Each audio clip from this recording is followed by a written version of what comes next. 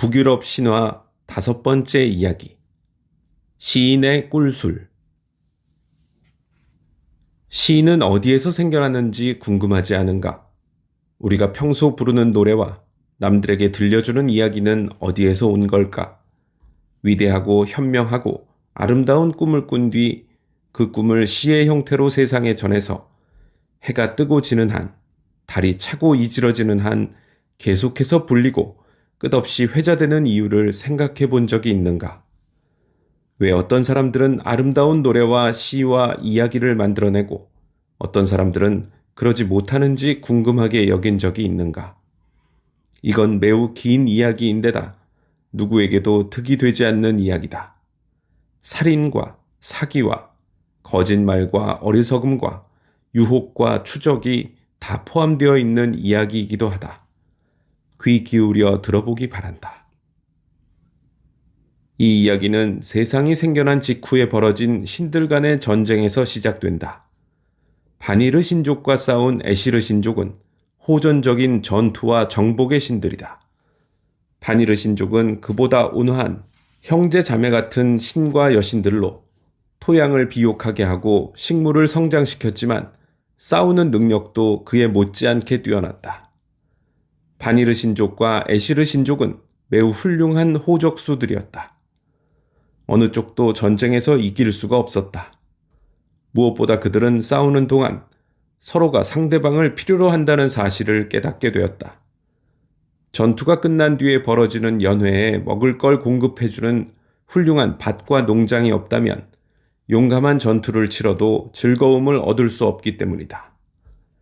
결국 양측은 함께 모여 평화교섭을 벌였고 교섭이 마무리되자 에시르 신족과 바니르 신족 모두 한 명씩 돌아가며 통에 침을 뱉어 휴전을 다짐했다. 그들의 침이 섞이면서 양측의 협약에 구속력이 생겼다. 그런 다음 성대한 연회를 열었다. 불길이 잦아들어 벌건 석탄만 남고 해가 다시 수평선 위로 떠오를 때까지 음식을 먹고 꿀술을 마시고 흥겹게 떠들면서 농담을 하고 얘기를 나누고 자랑을 늘어놓기도 하면서 웃어댔다. 에시르 신족과 바니르 신족은 날이 밝은 뒤에야 겨우 자리를 파하고 모피와 천으로 몸을 감싼 뒤 뽀드득 뽀드득 소리가 나는 눈과 아침 안개 속으로 발을 내디뎠다. 그때 오딘이 우리의 침이 뒤섞인 통을 이렇게 놔두고 가는 건 애석한 일이라고 말했다. 바니르 신족의 우두머리지만 휴전 조약에 따라 이제부터 아스가르드에서 에시르 신족과 함께 지내게 된 프레이와 프레이야 남매도 고개를 끄덕였다. 이걸 가지고 무언가 만들 수 있을 것 같습니다. 인간을 만들어야 해요. 프레이야는 그렇게 말하면서 통에 손을 넣었다. 그녀가 손가락을 움직이자 침에 서서히 변화가 생기면서 형태를 갖추기 시작했고 이내 사람의 모습이 되어 벌거벗은 몸으로 그들 앞에 섰다. 너의 이름은 크바시르다. 오딘이 말했다. 내가 누구인지 아느냐? 가장 높은 오딘님이십니다. 크바시르가 대답했다. 또 그림리르이자 제3인자이기도 하시지요. 그 외에도 여기서 일일이 언급하지 못할 정도로 많은 이름을 갖고 계시지만 저는 그 이름들을 전부 압니다.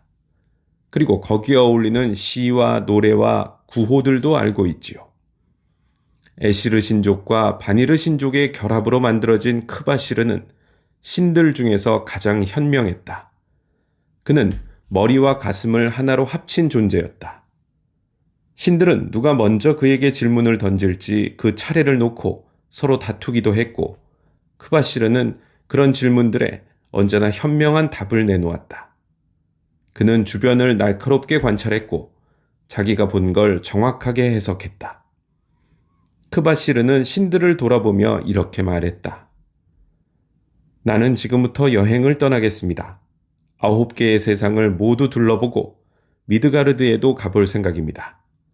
아직 제게 묻지 않은 질문들 중에 대답해야 하는 질문들이 있거든요. 하지만 우리에게 돌아올 거죠? 신들이 물었다. 돌아올 겁니다.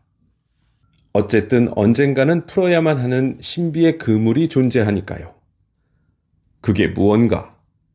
토르가 물었지만 크바시르는 그저 미소를 지으면서 신들이 자기 말에 대해 골똘히 생각하게 내버려 두었다. 그리고 여행용 망토를 입고 아스가르드를 떠나 무지개 다리를 건넜다. 크바시르는 도시에서 도시로, 마을에서 마을로 돌아다녔다. 온갖 부류의 사람들을 만나면서 그들을 친절하게 대하고 질문에도 일일이 답해줬기 때문에 그가 들른 장소는 모두 전보다 상황이 좋아졌다. 당시 바닷가 요새에는 다크 엘프 2명이 살고 있었다. 그들은 요새에서 마술을 부리기도 하고 능숙한 연금술 솜씨를 뽐내기도 했다. 다른 난쟁이들처럼 그들도 작업장과 대장간에서 갖가지 물건들, 훌륭하고 놀라운 물건들을 만들었다. 하지만 그들이 아직 만들지 못한 게 있었기 때문에 어떻게든 그걸 만들어야 한다는 생각에 사로잡혀 있었다. 그들은 형제였고 이름은 피알라르와 갈라르라고 했다. 그들은 근처 도시에 크바시르가 방문한다는 소식을 듣고 그를 만나려고 길을 떠났다. 피알라르와 갈라르는 커다란 홀에서 주민들의 질문에 답해주면서 듣는 이들을 모두 깜짝 놀라게 하고 있는 크바시르를 발견했다. 그는 사람들에게 물을 정화하는 방법과 쐐기풀로 옷감을 짜는 법을 알려줬다. 한 여자에게는 그녀의 칼을 훔쳐간 사람이 누구고 훔친 이유는 무언지 정확하게 말해줬다. 그가 말을 마치고 사람들이 그에게 먹을 걸 대접하고 있을 때 난쟁이들이 크바시르에게 가까이 다가갔다. 당신이 지금까지 한 번도 받아본 적이 없는 질문이 있소. 하지만 우리끼리만 있을 때 해야 하는 질문이요. 우리와 함께 가겠소? 물론 가지요. 그들은 함께 걸어서 요새로 향했다. 갈매기들이 날카로운 소리로 울어댔고 음울한 잿빛 구름은 회색 파도와 같은 색조를 띠고 있었다. 난쟁이들은 크바시르를 요새 안쪽에 깊숙한 곳에 있는 작업장으로 이끌었다. 그건 뭐죠? 크바시르가 물었다. 통이요. 손과 보든이라고 하지. 그렇군. 그럼 저쪽에 있는 저건 뭐요? 이게 뭔지도 모르면서 어떻게 현명하다고 자부할 수 있는 거요? 이건 주전자요. 우린 이걸 오드레리르, 즉 황홀경에 빠뜨리는 주전자라고 부르지. 그리고 여기 있는 건 당신들이 모은 꿀이든 양동이로군요. 액체 상태의 천연꿀. 맞소. 우리가 모은 거요. 피알라르가 말했다. 갈라르는 멸시하는 듯한 표정을 지었다. 사람들이 말하는 것처럼 당신이 현명하다면 우리가 당신한테 질문을 하기도 전에 우리 질문이 무언지 알 수 있을 거요. 그리고 이 물건들이 무엇에 쓰는 건지도 알 테고. 크바시르는 체념한 태도로 고개를 끄덕였다. 내 생각에 당신들 두 사람이 똑똑하고 또 사악하다면 방문객을 죽여서 그의 피를 손과 보든에 받기로 결심했을 것 같소. 그리고 그 피를 오드레리르라는 주전자에 담아 뭉근하게 데우겠지. 그런 다음 피에 꿀을 섞어 발효시켜 꿀술을 만들 테고 그러면 최고의 꿀술이 되겠지. 그걸 마시는 사람은 다들 얼큰하게 취할 테고 동시에 시의 재능과 학문의 재능을 얻게 될 거요. 우리는 똑똑하지. 갈라르가 인정했다.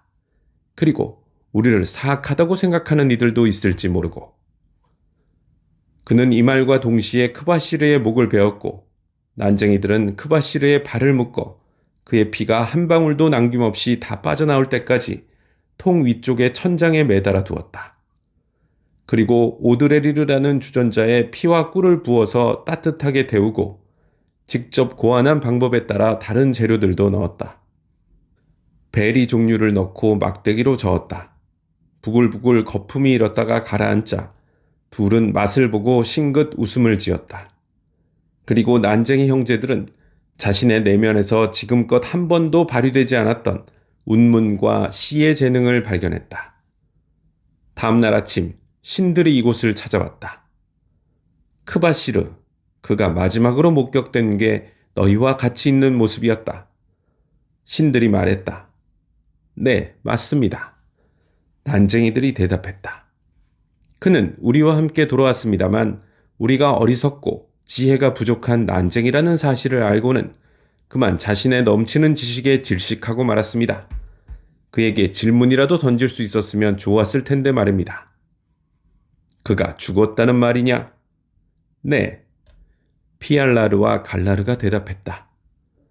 그리고 피가 한 방울도 남지 않은 크바시르의 시신을 신들에게 내주어서 그걸 아스가르드로 가져가 신에게 걸맞은 장례식과 아마도 신의 최종적인 귀환을 위한 의식을 치르게 했다. 이렇게 해서 난쟁이들은 지혜와 시의 꿀수를 손에 넣게 되었고 이걸 맛보고 싶은 자는 누구나 난쟁이들에게 애걸해야만 하는 상황이 되었다. 하지만 갈라르와 피알라르는 자기들 마음에 드는 이에게만 꿀수를 나눠줬는데 문제는 그들이 자기 자신 외에는 아무도 좋아하지 않았다는 것이다. 하지만 이 난쟁이들도 은혜를 입은 이들이 있었으니 거인 길링과 그의 아내가 바로 그런 자들이었다. 난쟁이들은 그들을 자기네 요새로 초대했고 어느 겨울날 거인 부부가 요새를 찾아왔다. 우리 배를 타고 노를 저어 바다로 갑시다. 난쟁이들이 길링에게 말했다. 거인의 무게 때문에 배가 물에 깊이 가라앉은 상태에서 암초가 있는 곳으로 배를 저어갔다. 전에는 그들의 배가 암초 위를 무사히 지나갔지만 이번에는 사정이 달랐다. 배가 암초에 부딪혀 뒤집히면서 거인이 바다에 빠진 것이다. 수영해서 배로 돌아가요. 난쟁이 형제가 길링에게 말했다. 너는 수영을 못해. 길링의 이 말은 그가 남긴 마지막 말이 되었다. 파도가 쳐서 그의 벌린 입속으로 소금물이 들어갔고 머리가 바위에 부딪히면서 금세 시야에서 사라졌기 때문이다. 피알라르와 갈라르는 배를 똑바로 세워 다시 집으로 돌아갔다. 길링의 아내가 그들을 기다리고 있었다. 내 남편은 어디 있나요? 그녀가 물었다. 남편이요? 갈라르가 말했다. 아, 그는 죽었습니다.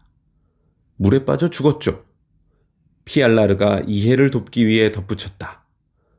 이 말을 들은 거인의 아내는 통곡하며 흐느꼈는데 그 울부짖음은 마치 그녀의 영혼에서 곧바로 뜯겨져 나온 것처럼 비통했다. 그녀는 죽은 남편을 부르면서 언제까지나 그를 사랑할 것이라고 맹세했고 계속 울부짖고 신음하며 슬퍼했다. 조용히 좀 해요. 갈라르가 호통을 쳤다. 당신의 울음소리와 통곡이 내 귀를 아프게 한단 말입니다. 소리가 너무 커요. 아마 당신이 거인이기 때문이겠죠. 하지만 거인의 아내는 더욱더 큰 소리로 울 뿐이었다. 저기, 당신 남편이 죽은 장소를 보여주면 마음이 좀 진정되겠습니까? 피알라르가 물었다. 그녀는 코를 킁킁거리며 고개를 끄덕이더니 다시 울고 통곡하면서 다시는 자신에게 돌아오지 못할 남편을 위한 애가를 불렀다. 저기에 서 있으면 남편이 죽은 장소가 어디인지 가리켜 보여드리죠. 피알라르가 그렇게 말하면서 그녀가 서 있어야 하는 정확한 위치를 알려줬는데 그러려면 거대한 문을 지나 요새의 담 아래에 서야만 했다. 피알라르가 자기 형제에게 고개를 끄덕이자 갈라르는 젠걸음으로 계단을 올라가 담 위쪽으로 향했다. 길링의 아내가 문을 지나가는 순간 갈라르가 커다란 돌을 그녀 머리 위로 떨어뜨렸고 거인의 아내는 두개골이 반쯤 으깨지면서 쓰러져 죽었다. 잘했어. 피알라르가 말했다. 그 불쾌한 소음에 아주 진력이 나던 참이거든. 그들은 죽은 여인의 시신을 바위 너머로 밀어서 바다에 빠뜨렸다. 잿빛 파도의 손가락이 그녀의 시신을 끌고 들어가 길링의 아내와 길링은 죽음으로 재회하게 되었다. 난쟁이들은 어깨를 으쓱이면서 자기네 요새를 바닷가에 지은 건 정말 현명한 일이었다고 속으로 생각했다. 그들은 매일 밤 시의 꿀수를 마시면서 서로에게 위대하고 아름다운 시를 읊어줬고 길링과 길링 아내의 죽음에 대한 장대한 무용담을 만들어 요새 지붕 위에서 낭송하기도 했다. 그리고 매일 밤 인사불성 상태로 잠들어 아침에는 전날 밤 자기들이 앉아있거나 쓰러졌던 자리에서 잠을 깨곤 했다. 어느 날 평소처럼 잠을 깼는데 그들이 깨어난 장소는 자기네 요새가 아니었다. 그들은 배 바닥에서 눈을 떴는데 처음 보는 거인이 파도를 헤치며 배를 젓고 있었다. 하늘은 폭풍을 몰고 오는 구름이 잔뜩 끼어 어두컴컴했고 바다도 검은색이었다. 파도가 높고 거칠어서 소금물이 배전에 거세게 튀면서 난쟁이들의 몸을 적셨다. 당신은 누구요? 난쟁이들이 물었다. 나는 주퉁이다. 거인이 대답했다. 너희들이 내 아버지와 어머니를 죽이고는 바람과 파도와 세상에 자랑했다는 얘기를 들었다. 아, 그래서 우리를 이렇게 묶어놓은 거요? 갈라르가 물었다. 그렇다. 아마 우리를 영광스러운 장소로 데려가려나 보군요. 피알라르가 희망이 깃든 목소리로 말했다. 그곳에 도착하면 우리를 풀어주고 연회를 열어 실컷 마시고 웃으면서 친한 친구가 되겠죠. 아닐 것 같은데, 주퉁이 말했다. 썰물 때라서 바위들이 물 위로 튀어나와 있었다. 그건 만조 때 난쟁이들의 배가 전복되어 길링이 물에 빠져 죽었던 바로 그 암초였다. 주퉁은 배 바닥에서 난쟁이들을 들어올려 바위 위에 올려놓았다. 만조가 되면 이 바위들은 바다 밑으로 가라앉을 겁니다. 피알라르가 말했다. 우리는 손이 등 뒤에 묶여 있어서 수영을 할 수가 없어요. 우리를 여기에 놔두고 가면 틀림없이 빠져 죽을 거라고요. 그게 바로 내가 하려는 일이다. 주퉁이 처음으로 미소를 지었다.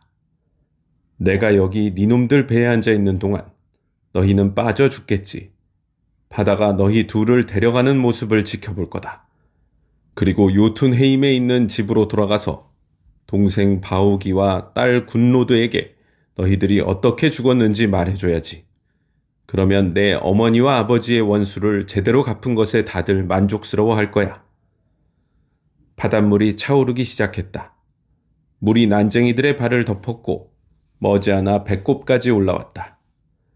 곧 난쟁이들의 턱수염이 파도 거품 위로 떠오르자 그들의 눈에 공포의 빛이 서렸다. 자비를 베풀어 주십시오. 그들이 외쳤다. 너희들이 내 어머니와 아버지에게 베푼 그런 자비 말이냐? 당신 부모님의 죽음을 보상하겠습니다. 어떻게든 보상을 해드릴게요. 대가를 치르겠습니다.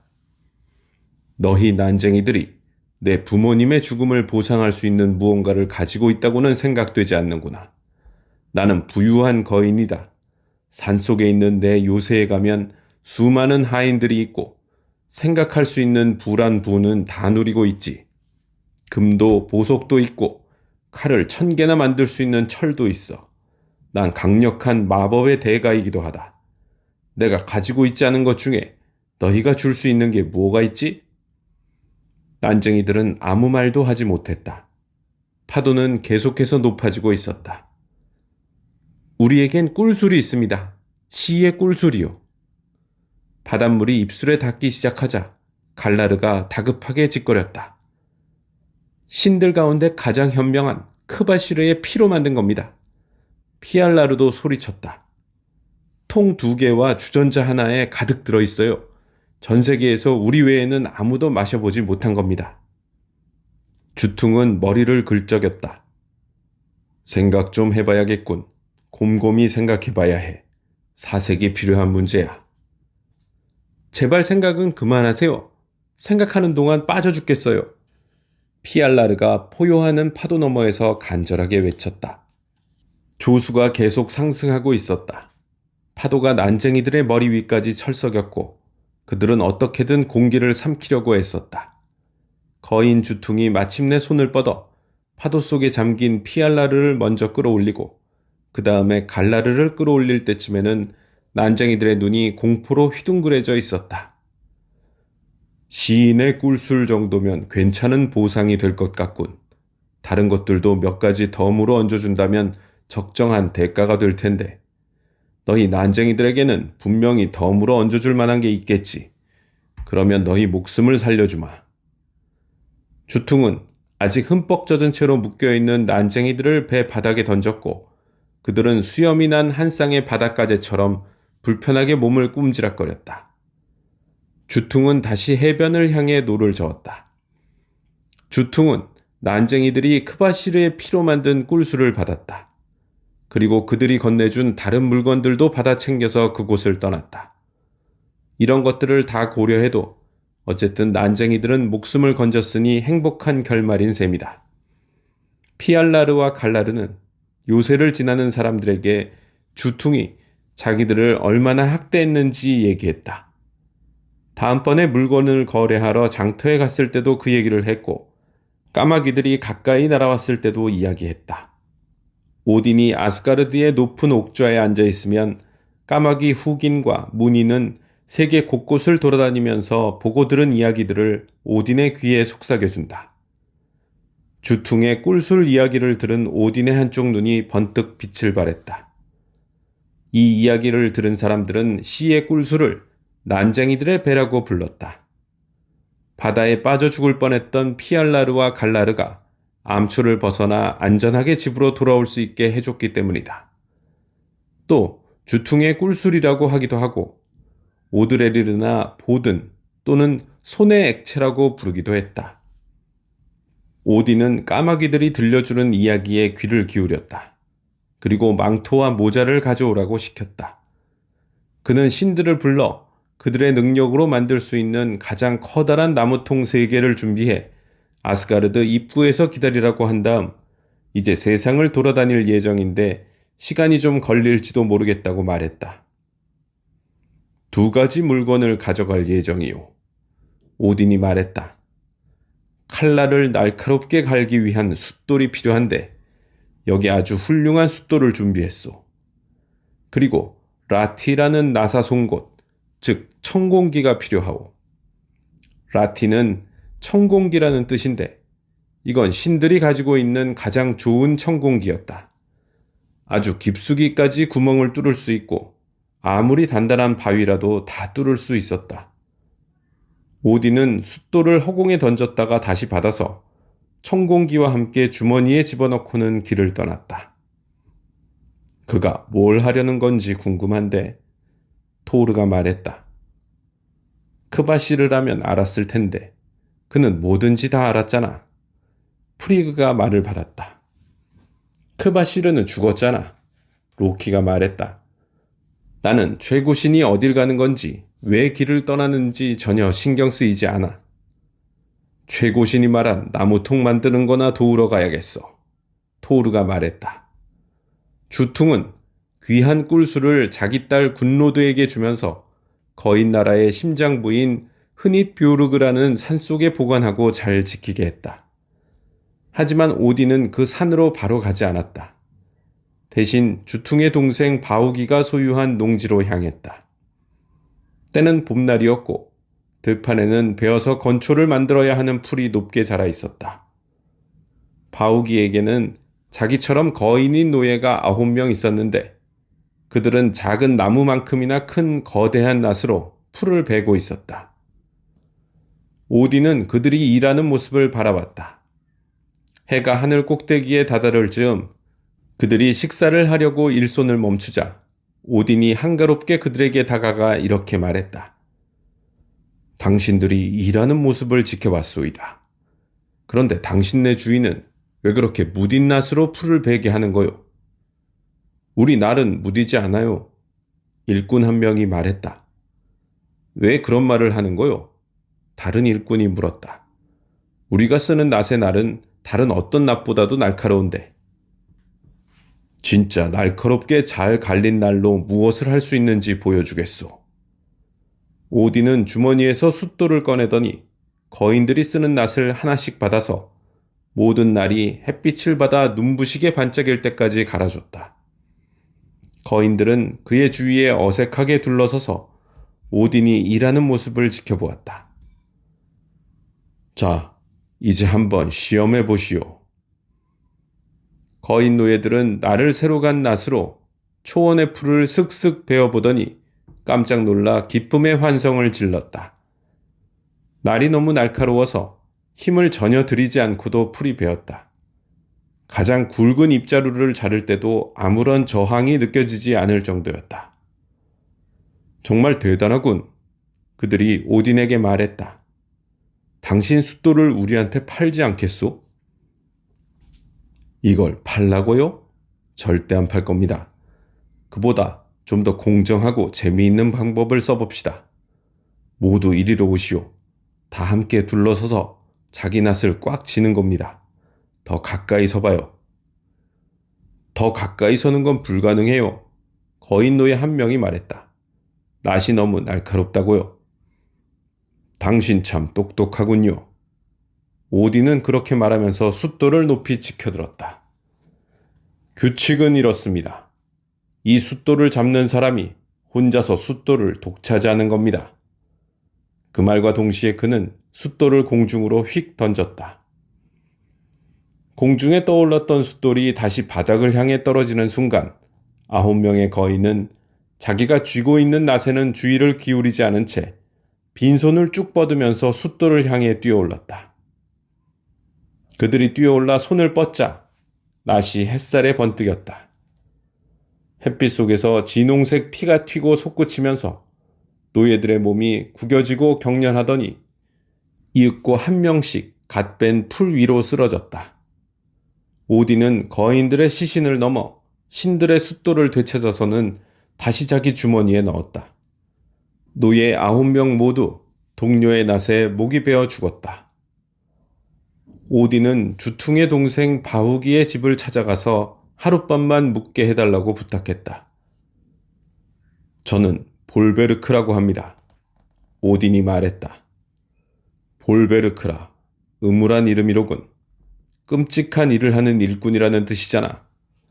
바우기가 말했다. 제 적들에게만 그렇습니다. 제 친구들은 제가 하는 일의 진가를 알아줍니다. 저는 일꾼 9명분의 일을 할 수 있고 지칠 줄 모르고 일하면서도 불평 한마디 하지 않거든요. 오늘 밤 묵어도 좋다. 바우기가 한숨을 쉬며 말했다.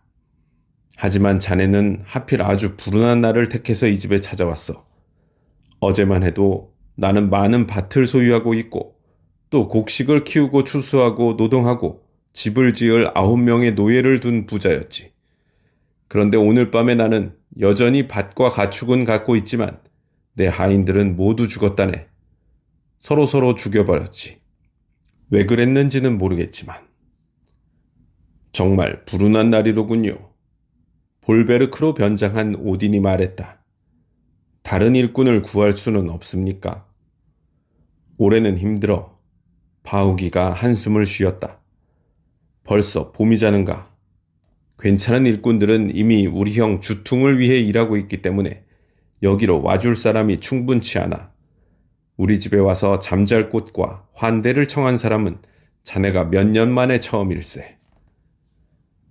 그리고 제가 그랬다는 게 당신께는 행운이겠군요. 왜냐하면 저는 9명분의 일을 할 수 있으니까요. 자네는 거인이 아니잖나. 바우기가 말했다. 자넨 새우만큼이나 작아.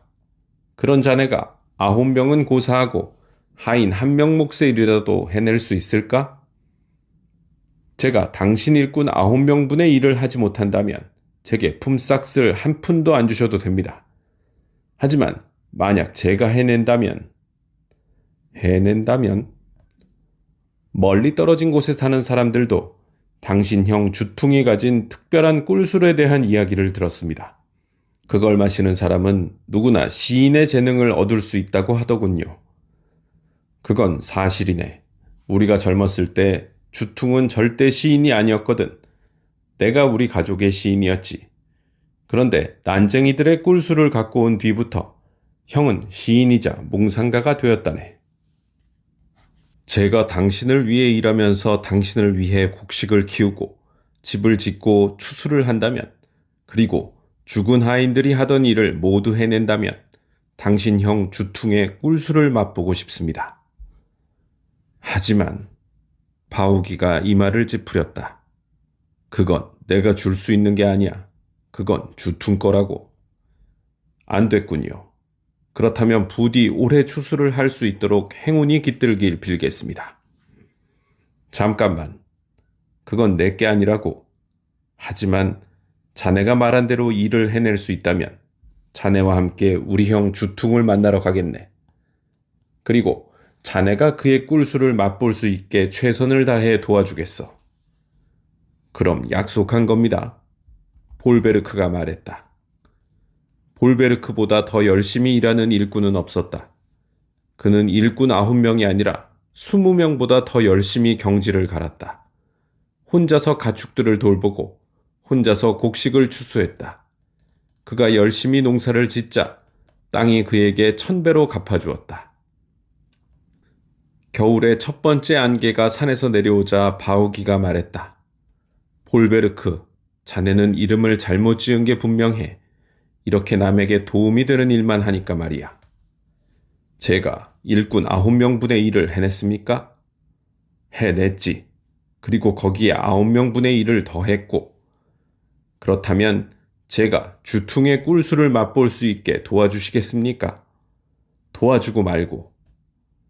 다음 날 아침, 그들은 새벽같이 일어나 걷고 또 걸은 끝에 저녁 무렵 바우기의 영지를 벗어나 산맥 가장자리에 있는 주퉁의 영지에 다다랐다.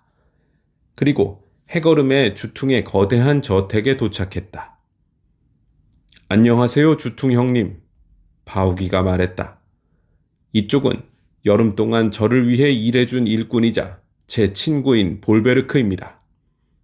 그리고 주퉁에게 볼베르크와 한 약속에 대해 말하고는 이렇게 결론 내렸다.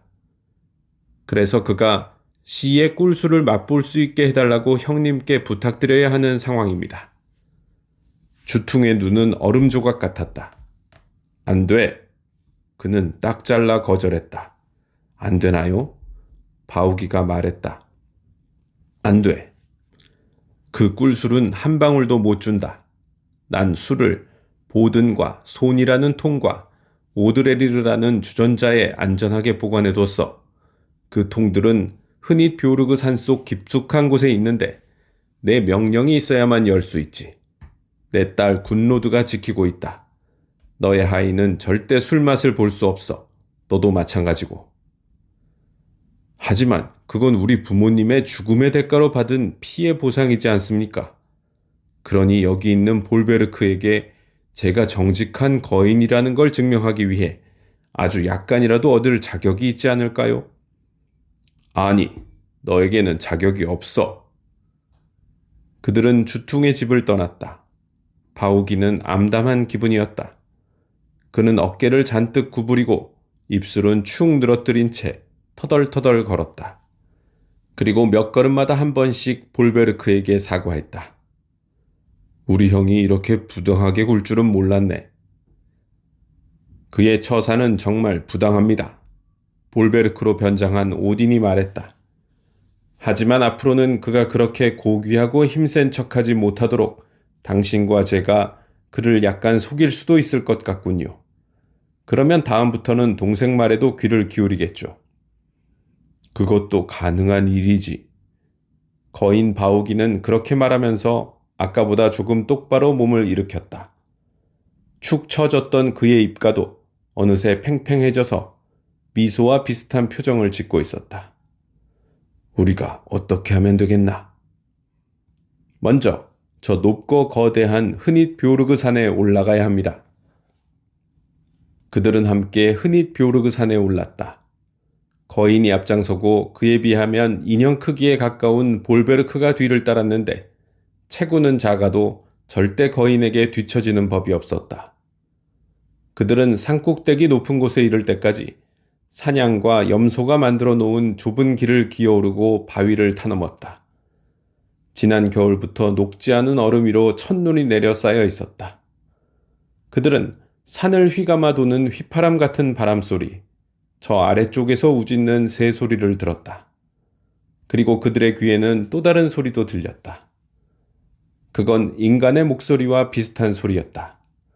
산의 바위에서 들려오는 듯 했지만 마치 산 자체의 내부에서 들리는 소리처럼 계속 멀리서 들렸다. 이 소리는 뭐죠? 볼베르크가 물었다. 바우기는 눈살을 찌푸렸다. 내 조카딸 굿로드가 노래 부르는 소리 같은데. 그러면 여기에서 멈춰야겠네요. 볼베르크는 자기 가죽 주머니에서 라티라는 천공기를 꺼내 바우기에게 건넸다. 이거 받으세요. 당신은 거인이라 덩치도 크고 힘도 강합니다. 그러니 이 천공기를 이용해 산 옆쪽에 구멍을 뚫어주시겠습니까? 바우기는 천공기를 받아들었다.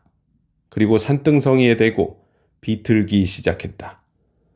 천공기 끝부분이 부드러운 코르크를 뚫는 나사처럼 손쉽게 산 안쪽으로 파고 들어갔다. 바우기는 계속해서 천공기를 돌리고 또 돌렸다. 됐어. 바우기가 천공기를 빼내며 말했다. 볼베르크는 천공기로 뚫은 구멍 쪽으로 몸을 구부리고 구멍 안으로 숨을 불어넣었다. 바윗가루와 먼지가 그에게 다시 날아왔다. 방금 두 가지 사실을 알았습니다. 볼베르크가 말했다. 그게 뭔데? 우리가 아직 산을 관통하는 구멍을 뚫지 못했다는 겁니다. 그러니 천공기 작업을 좀 더 계속해야 합니다. 그건 한 가지 사실이잖아. 바우기가 말했다.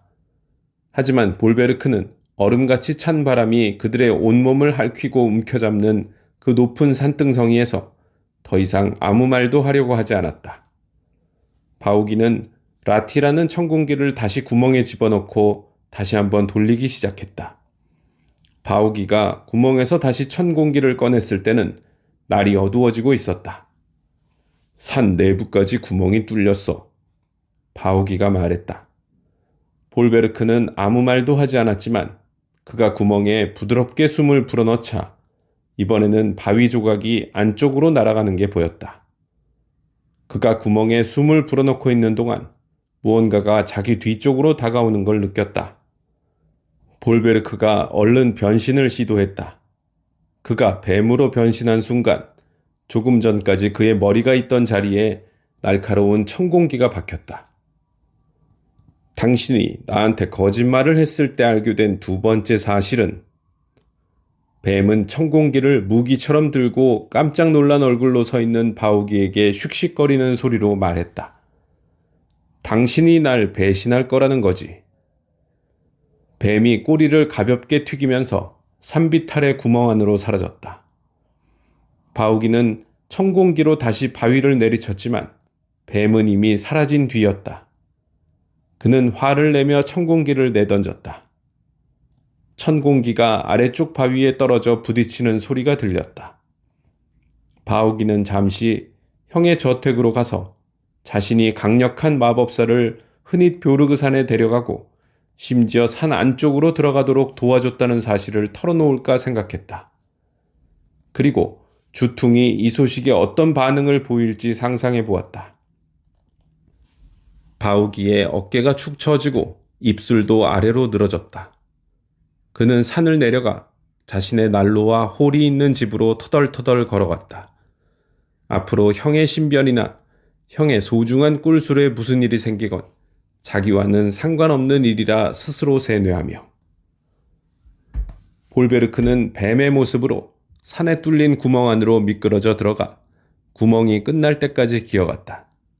그 길의 끝에는 커다란 동굴이 있었다. 동굴은 수정의 차가운 빛으로 환하게 밝혀져 있었다. 오딘은 뱀의 형상이던 자기 모습을 다시 인간의 형상으로 바꿨는데 이번에는 그냥 인간이 아니라 체격이 거인만 하고 잘생긴 덩치 큰 인간으로 변신했다. 그리고 노랫소리를 따라 앞으로 걸어갔다. 주퉁의 딸 굿로드는 동굴 안에 있는 잠긴 문 앞에 서 있었는데 그 문 뒤에는 손과 보든이라는 통과 오드레리르라는 주전자가 보관되어 있었다. 굿로드는 손에 날카로운 칼을 쥐고 서서 혼자 노래를 불렀다. 반갑습니다. 용감한 아가씨. 오딘이 말했다. 굿로드가 그를 노려봤다. 난 당신이 누군지 모르는데요. 당신 이름을 대세요, 낯선 자여. 그리고 내가 왜 당신을 살려둬야 하는지도 말해요. 난 이곳을 지키는 굿로드라고 합니다. 난 볼베르크입니다. 그리고 감히 이곳까지 들어왔으니 죽어마땅한 놈이죠. 하지만 제발 잠시만 손을 멈추고 내가 당신을 볼 수 있게 해주세요. 내 아버지 주퉁이 시의 꿀수를 보호하기 위해 이곳을 지키게 했어요. 볼베르크는 어깨를 으쓱였다. 왜 내가 시의 꿀술 같은 것에 관심을 가진단 말입니까? 내가 이곳을 찾은 이유는 주퉁의 딸 군로드의 아름다움과 용기와 미덕에 대한 소문을 들었기 때문이에요. 그 말을 듣고는 이렇게 말했죠. 그녀가 자기 얼굴을 볼 수 있게 해준다면 도전해 볼 만한 가치가 있어. 만약 그녀가 사람들이 말하는 것처럼 아름답다면 말이야. 하고요. 군로드는 자기 앞에 서 있는 잘생긴 거인을 응시했다. 당신의 도전이 가치 있는 도전이었나요? 곧 죽게 될 볼베르크 씨. 가치 있다 뿐이겠습니까? 당신은 내가 지금껏 들은 그 어떤 이야기보다 아름답고 그 어떤 시인이 지은 노래보다도 아름다워요. 산봉우리보다 아름답고 빙하보다 아름답고 새벽에 갓 내린 눈이 쌓인 들판보다 아름답군요. 군로드는 고개를 숙였다. 그녀의 뺨이 붉어져 있었다. 당신 옆에 앉아도 될까요? 볼베르크가 물었다. 군로드는 아무 말 없이 고개만 끄덕였다. 그녀는 산속에 먹을 것과 마실 것을 보관해뒀기 때문에 그들은 그것을 같이 먹고 마셨다.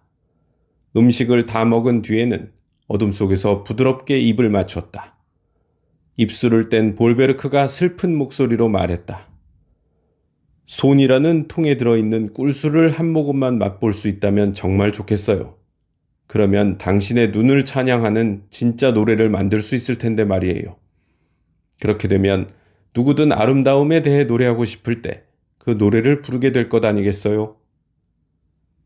딱 한 모금만요? 그녀가 물었다.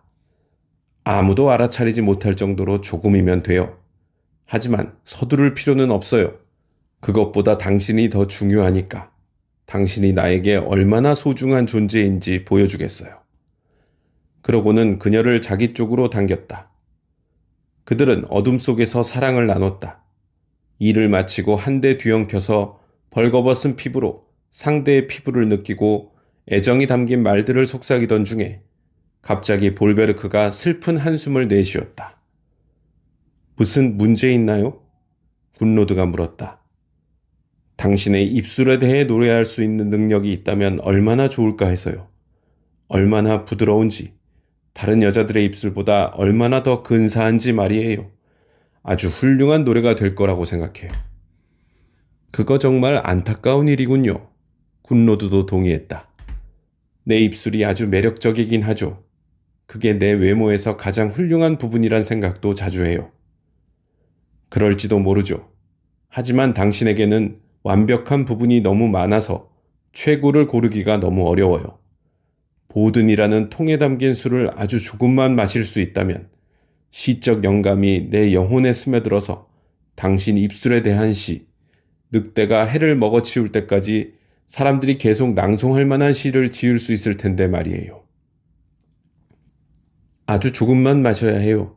왜냐하면 내가 이 산속 요새에 침입한 잘생긴 이방인들에게 꿀술을 다 나눠줬다고 아버지가 생각하면 정말 화내실 테니까 말이에요. 그들은 손을 잡고 동굴 안을 걸어다니다가 가끔씩 입을 맞추기도 했다. 군로드는 볼베르크에게 산 안쪽에서 열 수 있는 문과 창문을 보여주면서 주퉁이 이곳을 통해 그녀에게 먹을 것과 마실 것을 전해준다고 말했지만 볼베르크는 전혀 관심을 보이지 않는 듯했다. 그는 군로드와 그녀의 눈과 입술과 손가락과 머리카락이 아닌 다른 것에는 전혀 관심이 없다고 했다. 군로드는 웃으면서 그가 하는 그럴듯한 말들은 전혀 진심이 아니며 자기와 다시 사랑을 나누고 싶어서 견딜 수 없는 게 분명하다고 말했다. 그는 자기 입술로 그녀의 입술을 막아 조용히 시켰고 둘은 또다시 사랑을 나눴다. 둘 다 완벽한 만족을 느낀 뒤에 볼베르크가 어둠 속에서 울기 시작했다.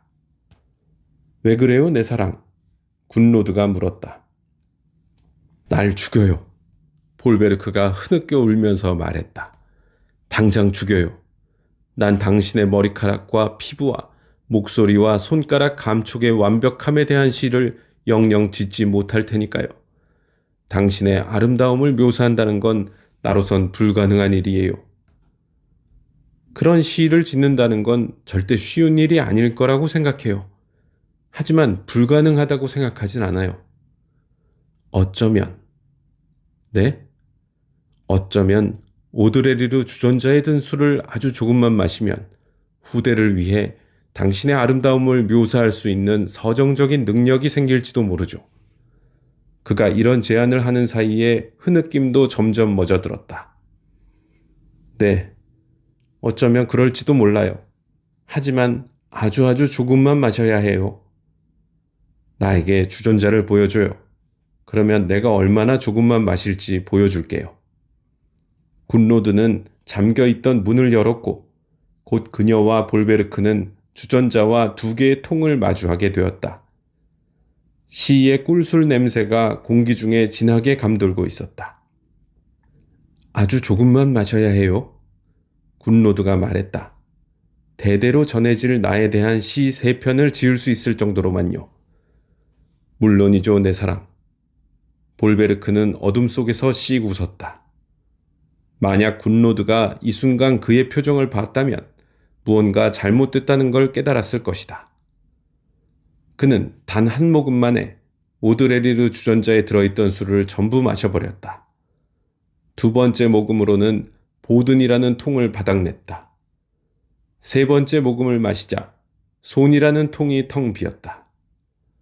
굿로드는 바보가 아니었다. 그녀는 배신당했다는 걸 깨닫고 볼베르크를 공격했다. 오딘은 물론 강하고 빨랐지만 그 자리에 계속 머물면서 맞서 싸우려고 하지 않았다. 그는 당장 달아났다. 그리고 밖에서 문을 닫아 걸어 굿로드를 창고 안에 가둬버렸다. 그는 눈 깜빡할 사이에 거대한 독수리로 변신했다. 오딘이 날개를 퍼덕이면서 꽥 하는 소리를 내자 산의 문이 열렸고 그는 곧장 하늘로 날아올랐다. 굿로드의 비명이 여명을 갈랐다. 그 순간 집에서 자고 있던 주퉁이 잠에서 깨 밖으로 달려나갔다. 위를 올려다보자 날아가는 독수리가 눈에 들어왔고 그는 무슨 일이 벌어졌는지 단번에 알아차렸다. 주퉁도 독수리로 변신했다. 독수리 2마리는 땅에서 멀리 떨어진 공중을 날았기 때문에 마치 하늘에 찍힌 아주 작은 점처럼 보였다. 나는 속도도 엄청나게 빨라서 그들이 날아가는 곳에서는 허리케인이 포효하는 듯한 소리가 들렸다. 때가 됐다. 아스가르드에 있던 토르가 말했다. 그는 거대한 나무통 3개를 들판으로 끌고 나왔다. 아스가르드의 신들은 독수리 2마리가 괴성을 지르면서 하늘을 날아 자기들 쪽으로 다가오는 모습을 보았다. 아직 성패를 가름할 수 없는 상황이었다. 주퉁도 빠르게 날면서 오딘의 뒤를 바짝 따르고 있었기 때문에 그들이 아스가르드에 도착할 무렵에는 주퉁의 부리가 거의 오딘의 꼬리깃에 닿을 정도였다. 오딘은 저택에 가까이 다가가면서 술을 뱉어내기 시작했다. 어미새가 새끼들을 위해 먹이를 가져다 주는 것처럼 그의 부리에서 꿀물이 분수처럼 뿜어져 나와 차례대로 통 속으로 들어갔다. 그날 이후 우리는 언어로 마법을 부리는 사람들, 즉 시와 전설을 만들고 이야기를 자아낼 수 있는 사람은 시의 꿀술을 맛본 것임을 알게 되었다. 그래서 훌륭한 시를 들으면 그들이 오딘의 선물을 맛보았다고 말한다. 보라, 이것이 시의 꿀술과 그것이 세상에 전해지게 된 방법에 관한 이야기다. 불명예스러운 행동과 속임수, 살인과 사기가 가득한 이야기. 하지만 이게 전부가 아니다. 말해줄 이야기가 하나 더 있는데 비위가 약한 사람은 다음 이야기로 건너뛰기 바란다. 독수리의 모습을 한 최고신이 통에 거의 다다랐을 때 주퉁은 그의 바로 뒤까지 따라와 있었다. 오딘은 꿀술 일부를 엉덩이로 내보내 고약한 냄새가 나는 꿀술 물방귀를 주퉁의 얼굴에 뿜어냈다. 그로 인해 거인의 눈이 보이지 않게 되어 더 이상 오딘의 뒤를 쫓지 못했다. 그때나 지금이나 오딘의 엉덩이에서 나온 꿀술을 마시고 싶은 사람은 없을 것이다. 하지만 엉터리 시인이 바보 같은 직유와 이상한 가군으로 가득한 형편없는 시를 읊는 걸 들을 때면 그가 어떤 꿀술을 마셨는지 알 수 있을 것이다.